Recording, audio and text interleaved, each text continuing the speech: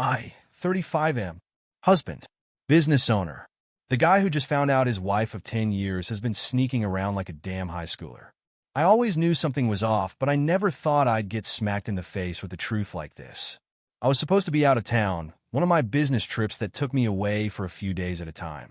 Except this time, my trip ended a day early. I didn't tell her. Wanted to surprise her. I drove straight home from the airport, expecting to see her car in the driveway. Maybe have dinner together. Instead, empty driveway. At first, I thought she might be out shopping or with friends. Then I got this weird feeling, something gnawed at me. A hunch. So I parked around the corner and waited. Hours passed.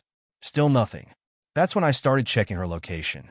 Yeah, I know how that sounds, but we had each other's locations for safety reasons. She was at a hotel. Not just any hotel, a fancy one across town. My stomach dropped. I didn't want to believe it.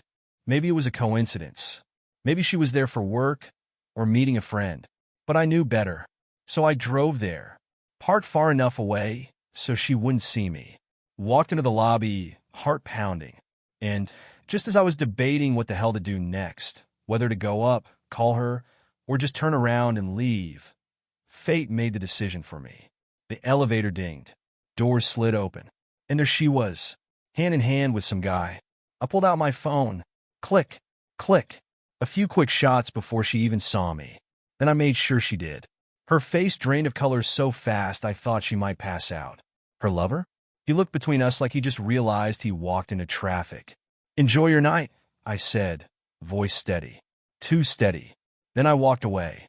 I didn't give her a chance to explain. Didn't need one. I had all the proof I needed. I went home, packed my essentials, and called my lawyer first thing in the morning.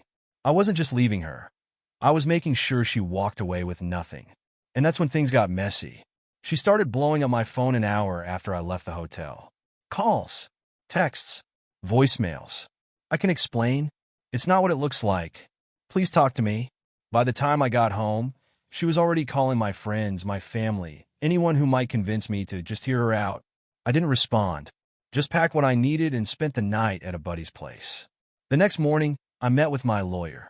California's a no-fault divorce state, he told me. But given that you own the house and most assets are in your name, we can make sure she walks away with the bare minimum. Exactly what I wanted. I went nuclear, froze our joint accounts, changed all passwords, took my name off her car lease. Yeah, I had been the one paying for that. I even called her employer to make sure she wasn't using me for health insurance anymore. Then I served her the divorce papers. She showed up at my buddy's house that night, banging on the door like a lunatic. I didn't answer, but I listened. "You're overreacting," she screamed. "I made a mistake, but we can fix this. You can't just leave me with nothing." That last part hit me. Not because I felt guilty, because it told me everything I needed to know. She wasn't sorry she cheated. She was sorry she got caught. But she wasn't done yet.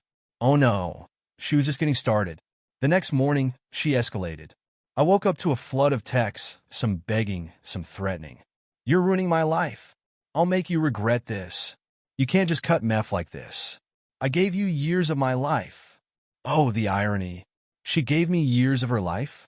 I was the one who built our home, who worked late nights to give us a comfortable life. And she repaid me by sneaking around behind my back. But I knew entitlement ran deep with her. And I knew she wouldn't back down without a fight. By noon, she had officially switched tactics. Instead of guilt-tripping, she started making wild demands. She called my lawyer's office, actually had the audacity to tell them she deserved half of everything because she had sacrificed her career to be with me. What a joke. She had a remote job she barely put effort into.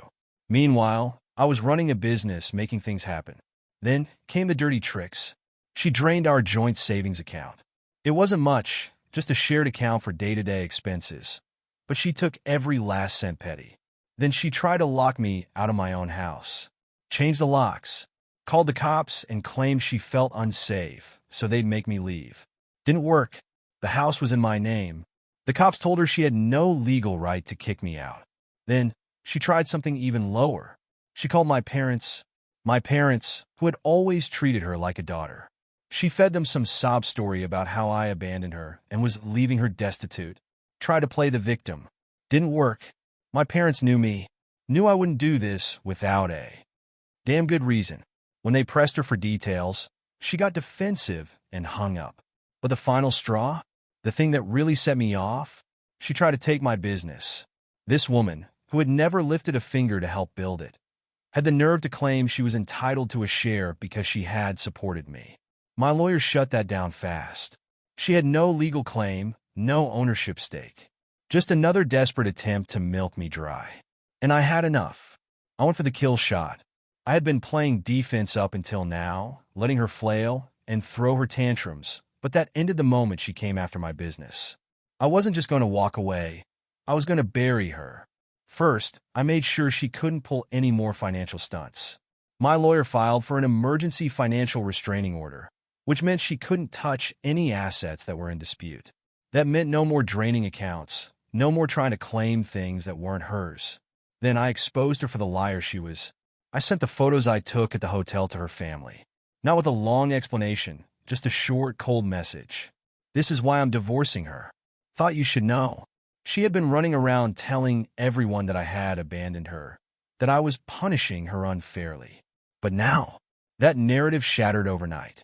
Her parents, who had always seen me as the stable one, cut her off. Her siblings, who had always been skeptical of her entitlement, stopped talking to her. She went from being the wronged wife to the disgrace of the family in less than 24 hours. And the best part? Her affair partner was married. Oh yeah, I found out later that the guy she was sneaking around with had a whole wife and 2 kids at home. So, I did what any sane man in my position would do. I found his wife, sent her the photos, the receipts, everything. And let me tell you, she did not take it well. She kicked him out that same night, filed for divorce, and best part, came after him for everything. He lost his house, his savings, his reputation, all because my wife couldn't keep her legs closed. But karma wasn't done with her yet. Once she realized she had no money, no support, no home, she made one last desperate move. She begged me to take her back. Showed up at my office, crying. Said she had made a mistake, that she didn't want to throw away what we had. Said we could fix this. I let her talk, let her pour her heart out. And then, when she finally stopped, I looked her dead in the eyes and said, "You threw this away, not me." Then I walked out. She lost everything. The house? Mine. The savings? Protected. The car? Repossessed. The cushy life she took for granted? Gone. Last I heard, she was couch surfing at a friend's place, struggling to pay rent, still trying to figure out what went wrong. She played stupid games. She won stupid prizes. And me? I walked away with my dignity, my business, and my future completely intact. And if you enjoyed that, subscribe because there's plenty more where that came from.